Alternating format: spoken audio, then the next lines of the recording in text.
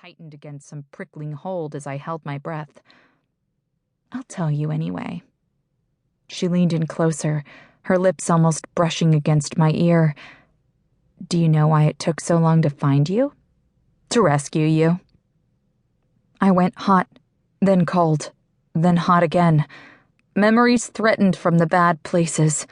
Words she and Thad had spoken during the drive away from Max, something I hadn't wanted to remember. "Thad knew where you were days after you disappeared." "Days, Ollie. We all knew." My fingers flexed on the bed. The cuts all over my body, from the places where Max had cut too deep, flared to life. My heart beat so hard I knew Lauren could hear it. "We waited," Lauren whispered. "We waited so he could break you. We wanted you in a million tiny pieces.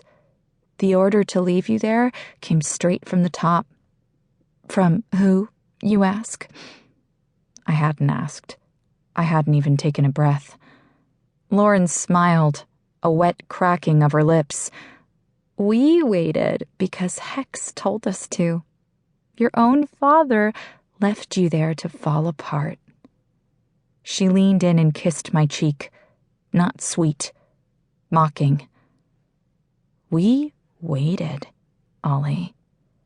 I reared off the bed and slammed my forehead straight into her nose. It broke, cracking wet like her smile. The blood splattered over me, and she flew backward, screaming and clutching her nose. Blood gushed between her fingers. Her wild, light-colored eyes found mine. Mascara ran down her cheeks from her tears, her pretty dark hair disheveled from the tussle.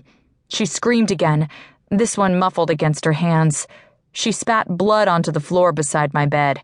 I swung my legs over the edge, ignoring the dizzy tilt of the room and the warning heat in my chest.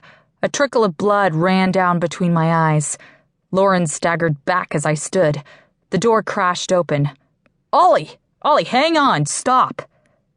"Thad." I swiped the blood off my face, smearing it across my forehead like war paint. "I'll kill you," I told Thad, who barely flinched at the threat. My gaze swung back to Lauren. "And you, too." She spat at me.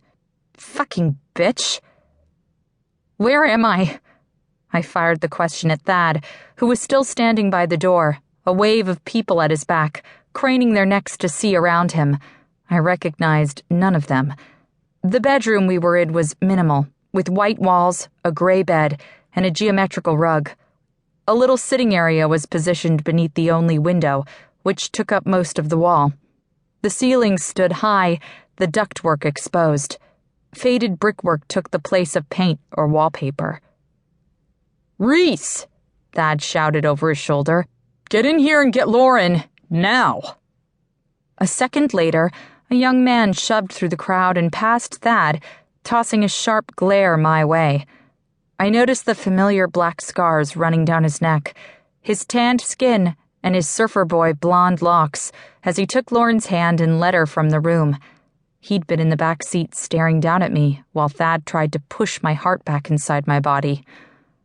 My heart, the tightness in my chest.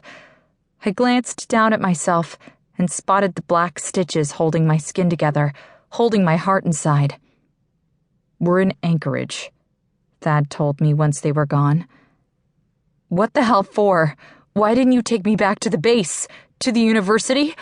When we spoke about leaving Barrow to meet up with the other halflings, I agreed because it was on my terms. Things have changed since then." "Maybe we should talk when you're better." I turned around, my eyes landing on a purple crystal sitting on the bedside table. Hefting it up, I weighed it in my hand. "Or we can talk now, if you want," Thad said. He was already closing the door by the time I turned back around. I flicked my chin toward the door. "Were those halflings?" "Yes. Like me. Like us." My chest pulled again, straining against the stitches. I didn't like those words, which might have meant I didn't like myself, since, technically, I was like the other halflings. "Where are Sunny and Luke?"